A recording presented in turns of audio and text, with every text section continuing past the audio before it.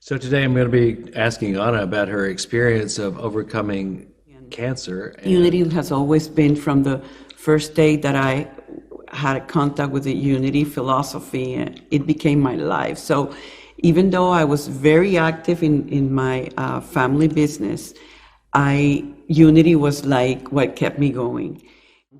That I had a big lump and that I was likely going to be diagnosed with cancer.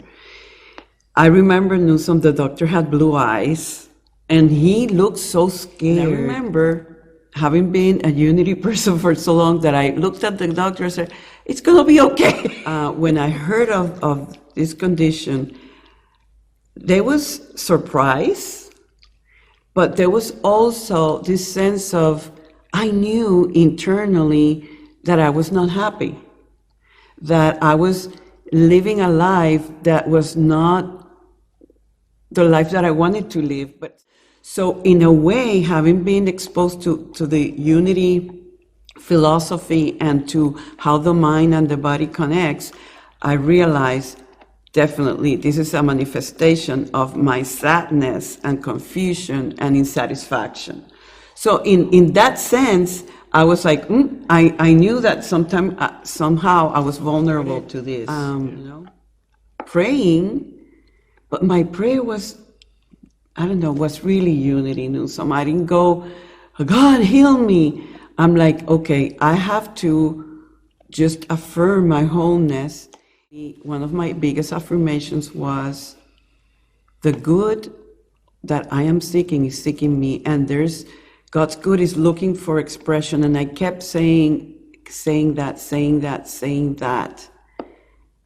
And I healed in a miraculous way. So the first rule that Unity recommends, might sound not as easy, but it is what it is. Do not be afraid. Yeah, right. Yeah. And that's the key, right? Well, and at least you should know, you should not amplify the Second fear. step, do not judge by appearances. It's once we go into the medical world, and I tell all the people that I coach when they're diagnosed, I tell them, the doctors are doctors, and they need to do what they do, and that's okay. But that's not. So you can hear the diagnosis, and you can hear their prognosis for you, and yet it doesn't mean you have to buy it. Number 3, look to the healing rather than the condition. Yeah, which I think, Anna, is, we've done the golden key. Yeah. We've done several different ways of saying that, but it's always the same thing, which is move your mind from the level of the problem to the level of solution or the level of no problem. Exactly. And actually, always thinking about the cure is somehow remembering there's a problem. So if you just keep moving up as you're ready, as you can, you move up to just all's well. And I have some recommendations regarding that. When I'm calling somebody who's going through a health condition, there's so much that goes into explaining. Yeah. This is what the doctor said, this is what the medication, and sometimes I go, I don't need to hear that. Especially as a healer. Right. You don't need to join in that part of the dance. You're to be outside that. Exactly. And to stay outside. And in prayer too, we pray, oh, let this cancer be healed. No, don't even mention the word. Just put your awareness in God's life, God's vitality, God's vigor, where your attention goes. Yeah. And if it's all about the condition, no, let's shift that into the healing, into the wholeness, into some other space. Okay, so the fourth one, are you ready for the fourth? I am. Are you ready for the fourth? Know that God can and will heal. I think you were also healed by your destiny that you had not fulfilled it.